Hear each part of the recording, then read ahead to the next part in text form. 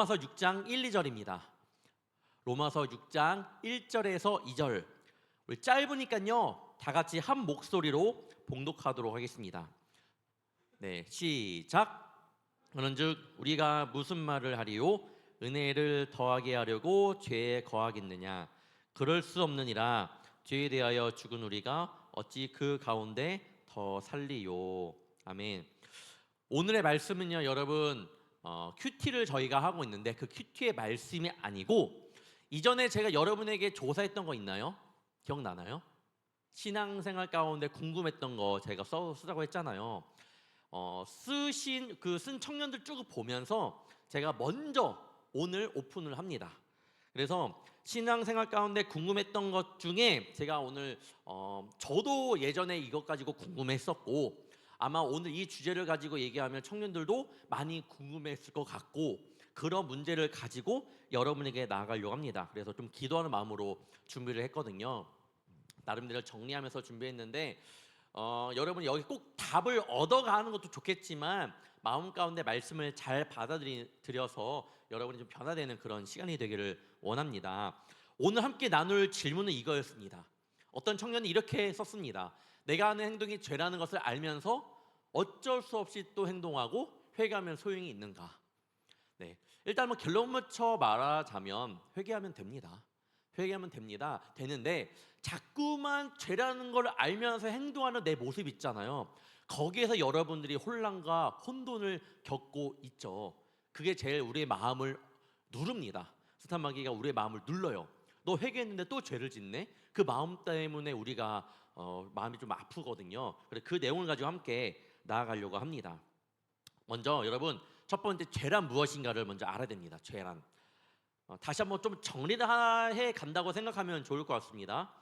죄에 대해서 한번 정해보고 가려고 합니다. 요한복음 16장 9절을 다 같이 함께 읽겠습니다. 시작. 죄에 대하여라 함은 그들이 나를 믿지 아니함이요. 기독교에서 말하는 일단 죄는요, 여러분, 다른 거 생각하지 말고 일단 죄는 예수님을 알지 못하는 것이 죄예요. 그걸 일단 알아야 돼요. 모든 건 여기에서 시작되는 거예요. 우리 세상에서 벌어지고 있는 윤리적인 죄, 도덕적인 죄는요, 먼저 된 죄가 아니라는 겁니다. 먼저 된 무조건 죄의 출발은요, 그리스도를 알지 못하는 것에서부터 시작이 됩니다. 정확히 말하면 윤리적인 도덕적인 죄들은요, 그런 주님을 알지 못함으로 말미암아 생긴 증상들, 그것으로 말미암아 생긴 열매들이라고 생각하면 될 것 같습니다. 그것이 도덕적인 죄로 윤리적인 죄로 나타나는 거예요. 정말 우리가 먼저 죄라 생각하면요, 하나님을 알지, 예수님을 알지 못하는 그런 죄라는 거예요. 즉 죄의 기초는 그리스도를 알지 못하는 것 때문입니다. 즉 무지가 가장 무서운 죄예요. 영적인 무지가. 주님을 알지 못하는 영적인 무지가 굉장히 큰 죄라는 것을 여러분 일단 마음 가운데 새기고 갑시다. 20세기 최고의 신학자라고 하는 이 칼바르트라고 여러분 들어보셨을 겁니다. 20세기 최고의 신학자예요. 이분의 이 대표작에는 교회 교의학이라는 책이 있는데 이 1000페이지짜리입니다. 마지막 부분 화해론에 보면 이 죄에 대해서 한번 이야기를 하고 있는데, 결국엔 바르트가 말하는 죄의 핵심은 뭐냐면 나와 예수님이 일치하지 않는다예요. 일치하지 않는다. 따로따로 논다라는 거예요. 내 예수님의 그 길을 가지 못한다. 십자가의 길을 가지 못함을 불일치를 결국엔 죄로 봅니다. 자, 그러면 세 가지를 얘기하는데 첫 번째는 교만이에요. 교만. 예수님은 주님이시지만 종으로서 성육신되어, 예수님은 하나님이시지만 성육신의 몸을 입고 이 땅 가운데 오셨다고 성경에 기록되어 있죠. 인간처럼 낮아졌다라는 거예요. 그렇다라는 건 여러분, 우리도 그 낮은 자의, 겸손한 자의 모습을 가지고 살아가라고 하지만 실상 우리는 그렇지 못합니다. 겸손하지 못해요. 그것이 바로 교만입니다. 예수님처럼 낮아지지 못해요. 그것이 바로 교만이에요. 칼바르트가 말하는 첫 번째 죄라는 거죠. 두 번째, 태만입니다. 태만은 뭐예요? 게으름이라고 생각하면 될 것 같습니다. 다시 낮아짐을 오셨지만 부활하심으로 하나님의 우편에 앉아 계시다고 성경은 말씀하고 있습니다. 얘는 종으로서의 예수님이 아닌 주님으로서의 우리의 주인 되시는 모습이에요. 얘는 인간에게 그 영광의 자리로 우리를 초청하십니다. 내가 거룩하니 너희도 거룩하라고 말씀하신 것처럼 예수님께서 그 자리로 초청하는데, 우리는 우리 삶에만 만족하며 머무르려고 합니다. 그게 바로 태만이라는 죄예요. 예수님을 닮아가려는 모습이 없다라는 거예요. 그것이 바로 태만이라는 죄예요. 자, 마지막 세 번째, 기만입니다. 거짓말, 속임을 이야기하는 거죠. 예수님께서 승천하시면서 우리에게 성령님을 선물로 주셨습니다. 뭐예요?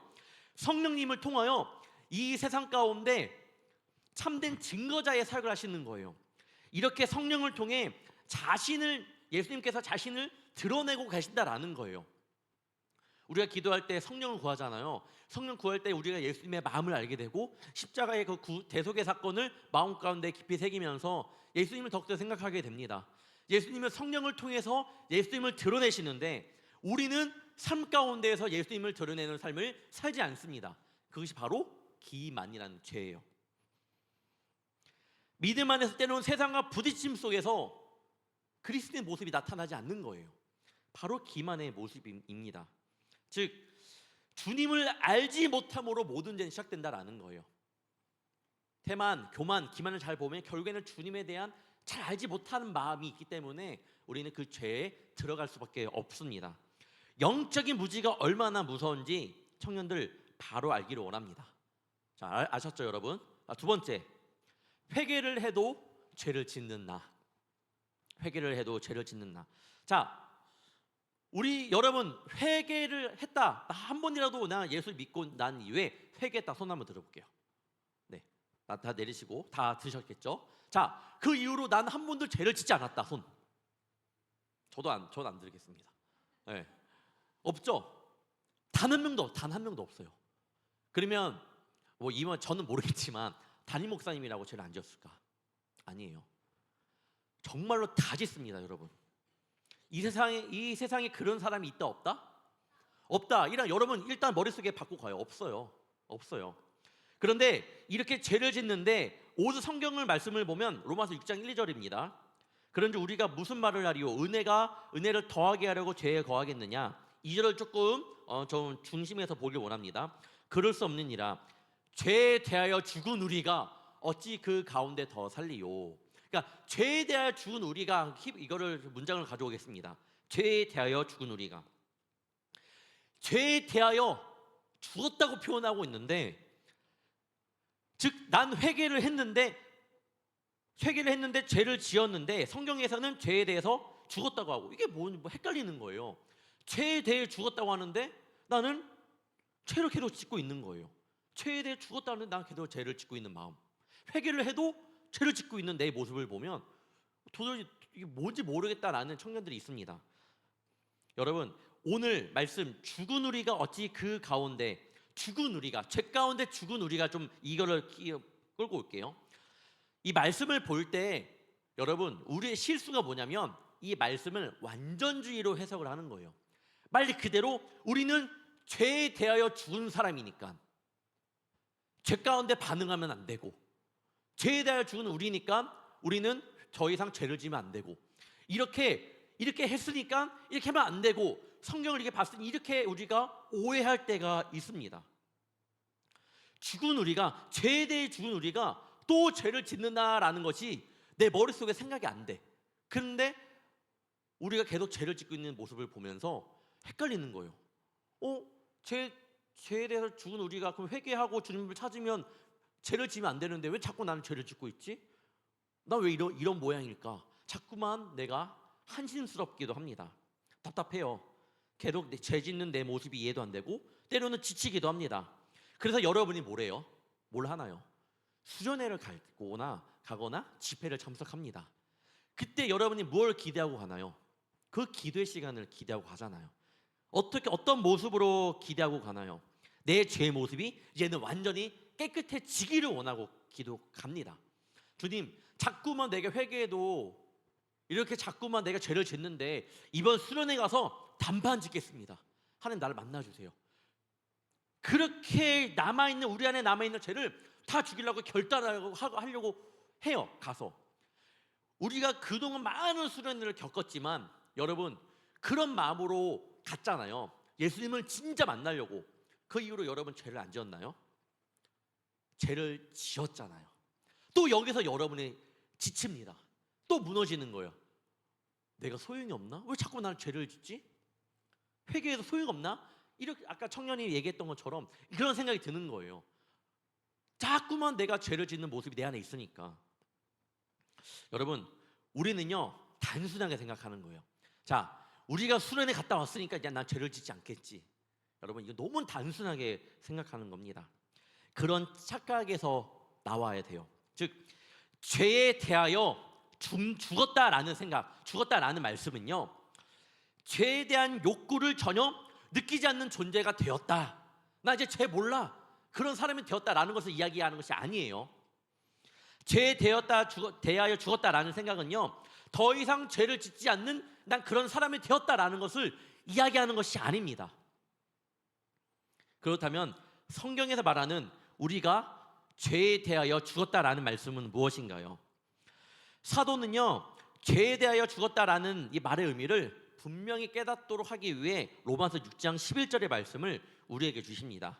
여러분 함께 읽어보도록 하겠습니다. 시작.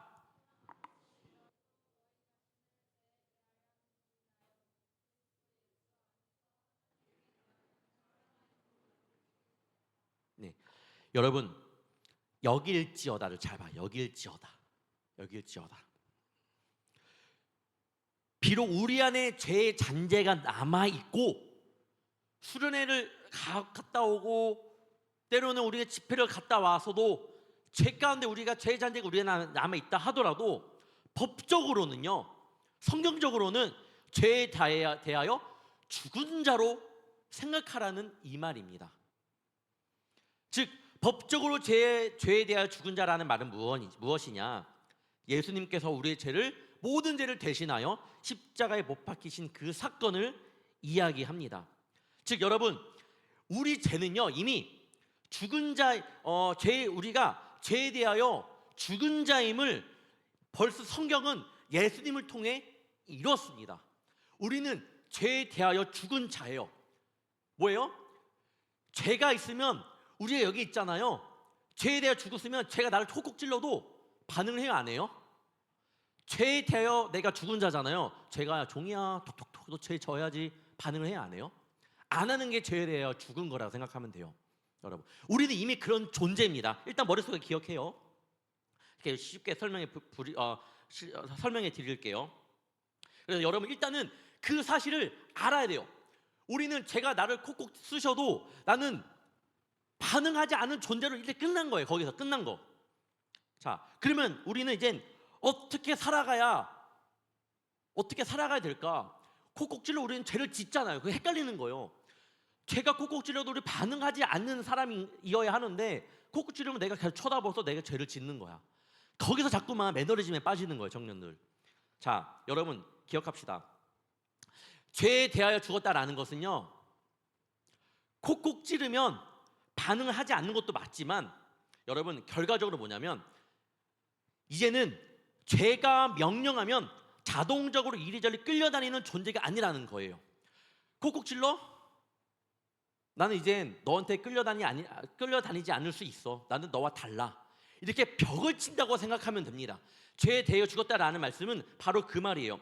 우리는 죄의 지배를 받고 죄의 유혹 가운데 그 어떤 저항도 하지 못하는 존재들이 아니에요. 콕콕 찔러? 나 아니야. 나 또. 이렇게 말할 수 있는 존재가 되었다라는 거예요. 우리는 그런 존재라는 거예요. 여러분은 그런 존재로서 살아가고 있는 거예요. 우리는 죄와 싸울 수 있는 존재예요. 콕콕 찌르면 넘어가는 존재가 아니라 그만해. 선을 그을 수 있는 능력이 여러분에게 있어요. 그것이 바로 죄에 대하여 죽었다라는 거예요.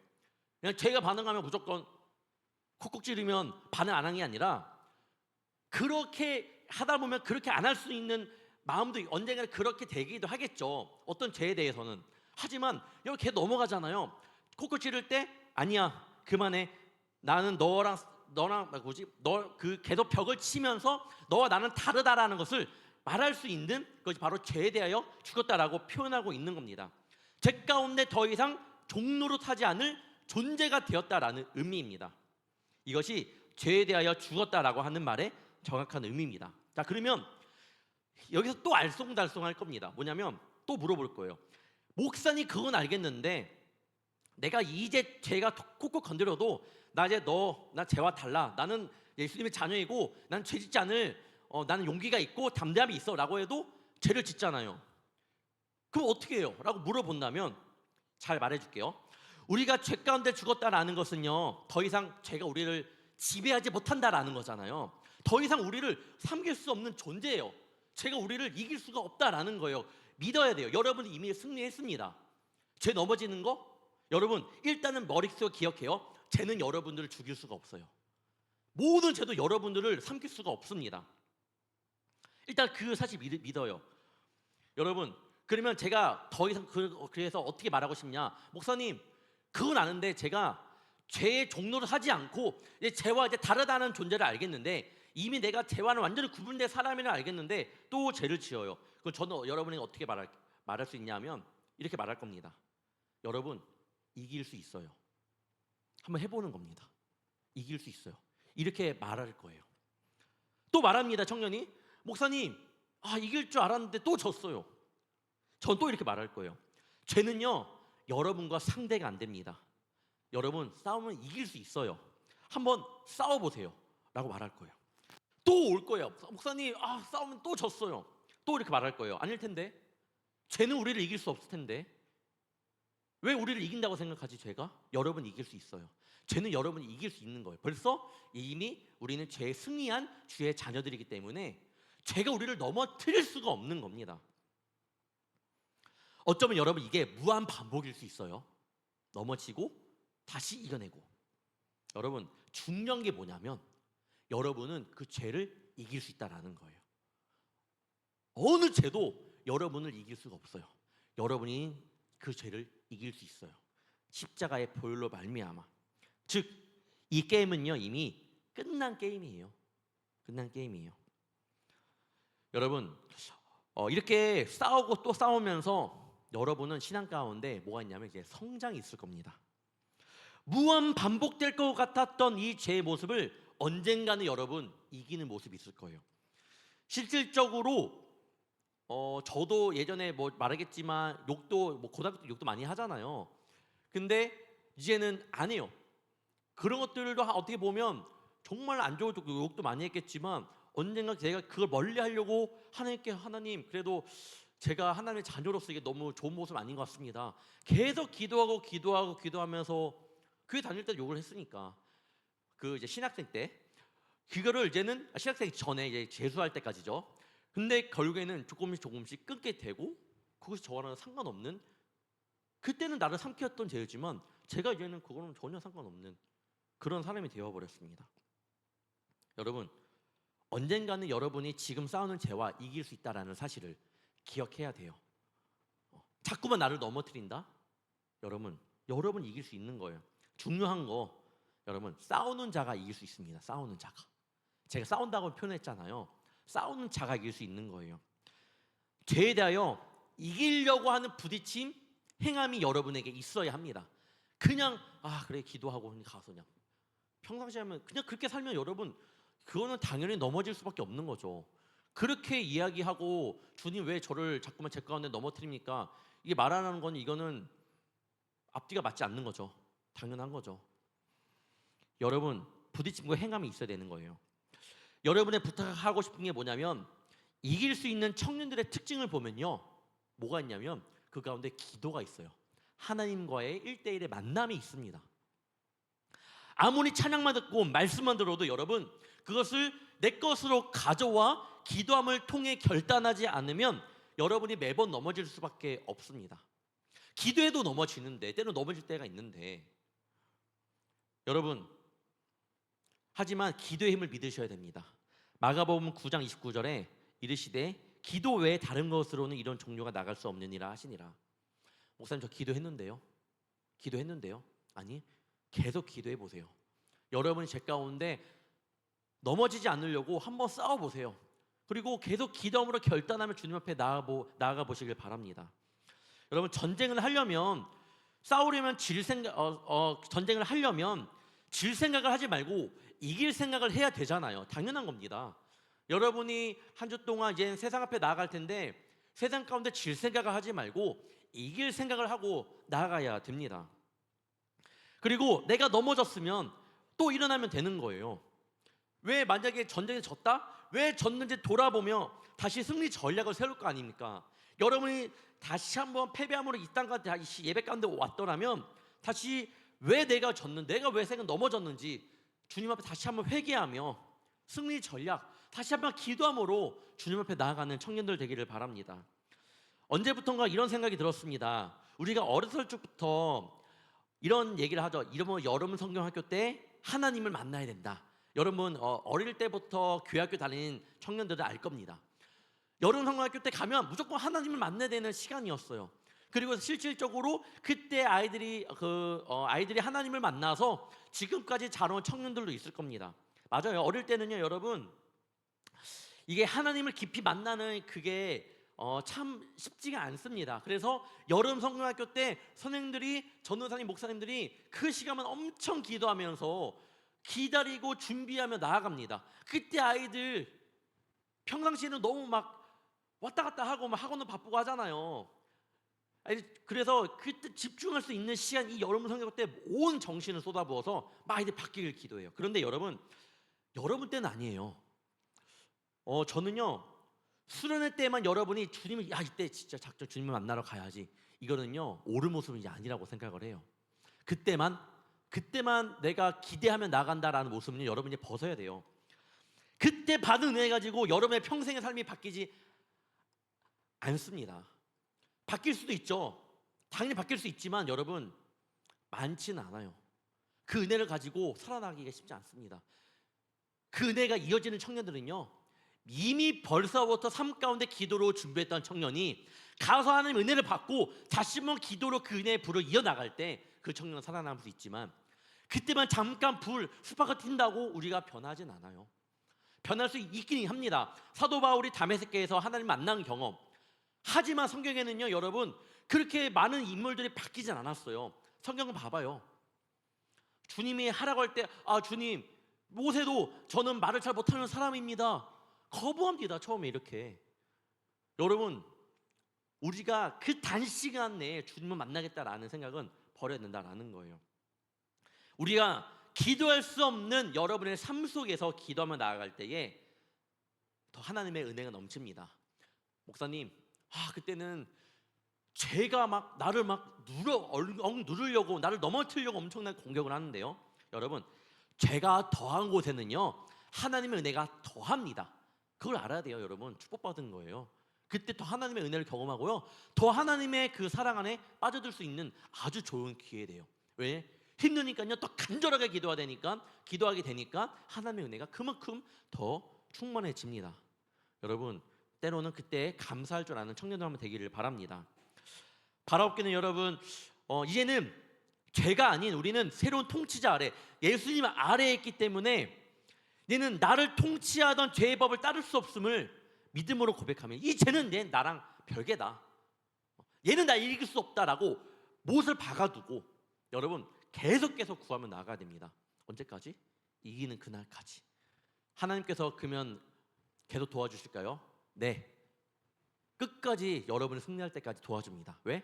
우리 주님은 승리이니까. 꼭 기억하시길 바랍니다. 세 번째, 내 눈을 죄가 아닌 주님께로 돌려야 돼요. 구약의 전체 목적은 뭐라고 하죠? 구약의 전체 목적, 오실 예수님을 기다리는 책, 많은 말을 합니다. 자, 그렇다면 왜 오실 예수님을 기다려요?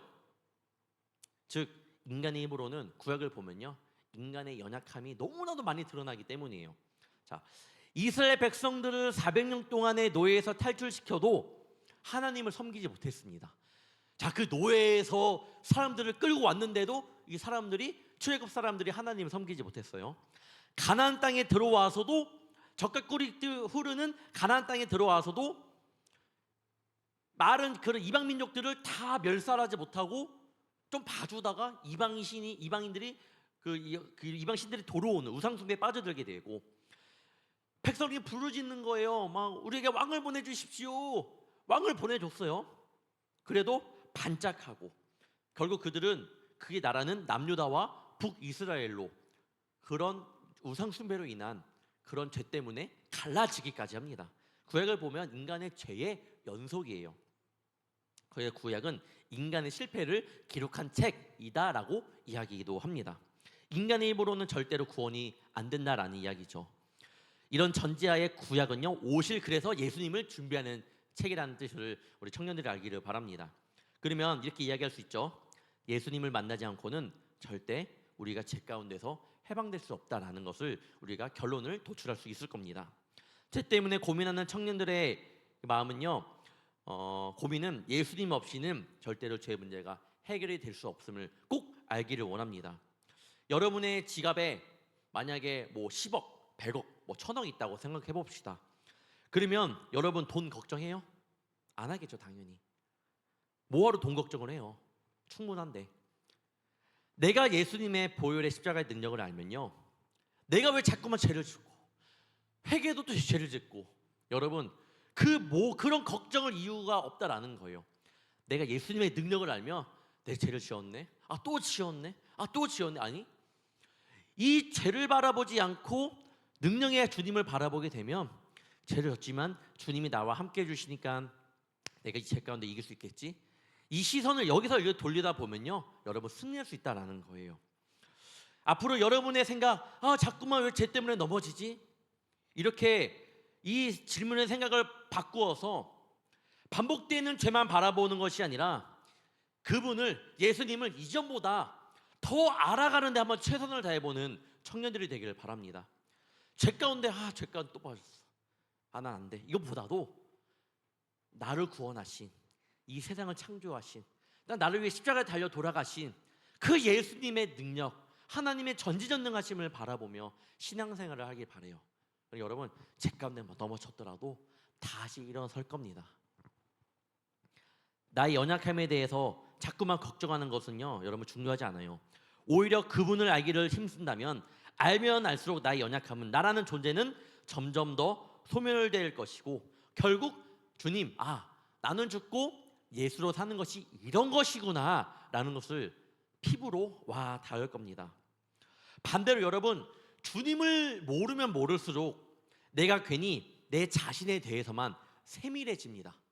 여러분의 죄 가운데 더 세밀해져요. 조그만한 죄로 인해 죄책감에 빠지게 되고, 이제는 큰 죄 아니고 조그만 죄를 저질러도 역시 나는 이 모양 이 꼴이구나, 이렇게 나를 깎아내리기도 합니다. 여러분 그런 생각 버려요. 여러분 시선을 죄를 바라보지 말고 주님을 바라보기 원합니다. 그렇게 하기 위해서는 그 시작은요, 회개예요. 회개. 여러분 회개는 알죠? 우리가 그분을 향해서 세상 것을 등지고 세상의 가치관을 등지고 돌아서서 그분을 향해 서 있는 것을 회개라고 하는 겁니다. 옛날에 죄 지은 것을 후회하고 돈 얼마 날린 것을 후회하고 이런 것이 그 회개가 아니라 삶의 총체적인 방향을 유턴하는 것을 회개라고 합니다. 즉 여러분, 회개는요, 여러분이 삶을 바라보는 시선, 때로는 그 패러다임을 바꾸는 것이 회개라는 거죠. 즉 제대로 된 회개가 내 삶 가운데 일어나면 여러분 삶의 혁명이 일어날 수 있다고 저는 이야기할 수 있을 것 같아요. 삶의 혁명이라는 거예요. 말도 안 되는 사건이 정말 일어나게 됩니다. 제대로 된 회개면 여러분의 삶이 완전히 달라집니다. 삭개오가 회개하니까 예수님께서 너 그럼 돈을 갚어라고 했나요? 아니요. 자신이 돈을 먼저 갚겠다고 이야기를 합니다. 예수님께. 뭐예요? 진정한 회개는요, 먼저 주님 부어주신 그 사랑이 있습니다. 사랑이 먼저 올 거예요. 여러분 회개했냐 안 했냐 마음 가운데 그걸 확인하기 위해서는요, 사랑이 있냐 없냐를 한번 돌아보길 바랍니다. 술을 그렇게 고래처럼 먹다가 술을 끊은 분들의 이야기를 한번 제가 들은 적이 있는데, 이분은요 하나님을 만나고 술집으로 향했던 이 마음이, 이 모든 생각이 어디로 향하게 됐냐면 가정으로 향했다고 합니다. 왜요? 내가 이 시간에 시간을 쏟고 내가 이 시간에 돈을 쏟고 이 쏟은 것을 가정에게 향하러 내 가정에게 향하다 보니까 시선이 내 가정에게는 이렇게 최선을 다해봤나? 내가 이렇게 가정을 내가 섬겨봤나? 라고 생각이 바뀌게 되었다라고 이야기를 해요. 또한 여러분이 걱정하는 것 중에 많은 청년들이 걱정하는 것 중에 사랑하는 사람과의 이 성적인 죄에 대해서 어떻게 해야 하냐고 물어본다면 나중에 한번 다뤄보겠지만 여러분 쉽게 생각하면 됩니다. 원래 성경적으로 아담과 하와는요 홀딱 벗은 몸이었습니다. 성경에 그렇게 나와 있죠. 옷을 지어입기 전에는 뭐예요? 하나님이 보시기에는요 그 몸들이 이상한 것이 아니에요.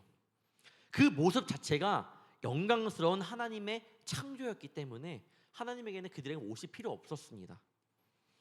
그래서 아담과 하와는요 서로 벗고 있는 몸이었지만 서로의 몸을 탐닉하는 것이 아니라 처음에는 서로의 그 몸을 통해 하나님의 영광을 보게 되었습니다. 이것이 하나님께 우리의 몸을 창조하신 목적이에요. 서로의 몸은 존재만으로도 아름다운 것이라는 것을 청년들이 알기를 원합니다. 자, 그렇다면 청중 남녀 간에 서로 간에 끌어오르는 이 정욕을 어떻게 되냐? 하나님의 영광스러운 창조의 모습인 그 몸을, 여러분의 그 몸을, 존재만으로도 아름답게 창조하신 하나님께 나를 만드신 그 몸을 내가 결혼을 통해 평생을 함께할 그 사람에게만 보여주겠다라는, 그 사람이 결정되기 전까지는 내 몸을 누군가에게 보여주지 않겠다라는 마음을 가지고 나아가야 되는 거예요. 시선을 돌리는 거예요. 정욕을 바라보는 것이 아니라 하나님께서 내 몸을 너무나도 귀하게 창조하셨지, 이 몸은 내가 정말 가장 사랑할 수 있는 사람, 그게 결혼이에요. 결혼 정말 아름다운 겁니다, 여러분. 그걸 꼭 하셔야 돼요.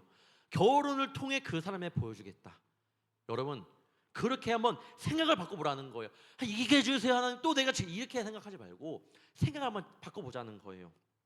근데 아쉬운 건 여러분, 요즘에 이혼에 대해 많이 나오고 있죠. 이혼에 많이 나오고 있죠. 저 최근에도 이거는 최근에도 제가 얘기했는지 모르겠는데 돌잔치를 갔다가 얘기했나요? 돌잔치를 갔다가 또 얘 친구도 오랜만에 만난 거예요. 만나서 이런저런 얘기하다가 한 친구가 굉장히 세상적으로 우리 중에서 제일 뛰어난 친구예요. 네, 진짜 대학교 제일 좋은 데 나오고 대기업 들어가고 진짜 지금 여의도에서 일하고 정말 대단한 친구인데, 그 친구는 왜 자꾸 혼자 오는 거라고.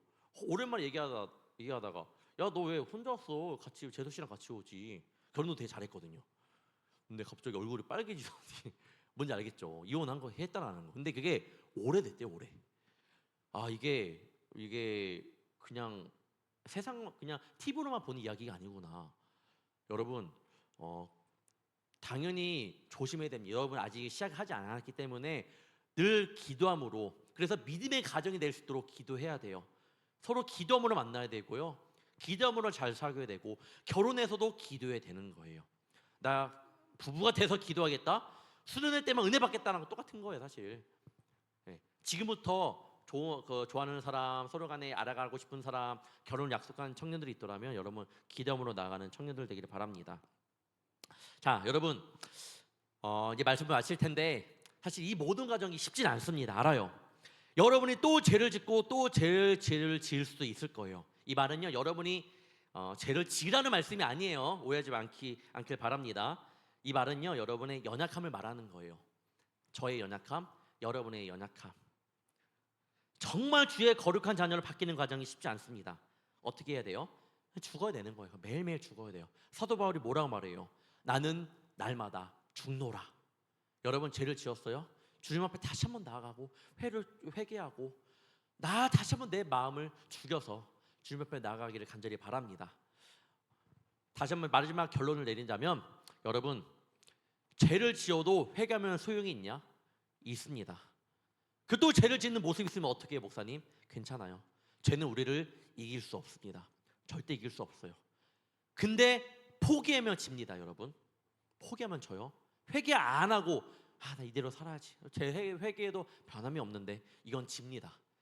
그러니까 하지만 기도하는 청년은 질 수 없으니까 늘 기도함으로 주님 앞에 여러분의 마음을 내려놓고 절대로 죄는 나를 이길 수 없다라는 마음을 가지고 늘 주님만을 의지하며 십자가의 보혈을 의지하며 여러분의 생각과 능력과 경험을 의지하는 것이 아니라 주님 나는 연약합니다. 나는 죽겠습니다. 나의 주인이 되어 주시옵소서라고 고백하며 승리하는 청년들 되기를 간절히 소망합니다. 로마서 5장 21절 읽고 마무리하도록 하겠습니다. 다 같이 읽겠습니다. 시작.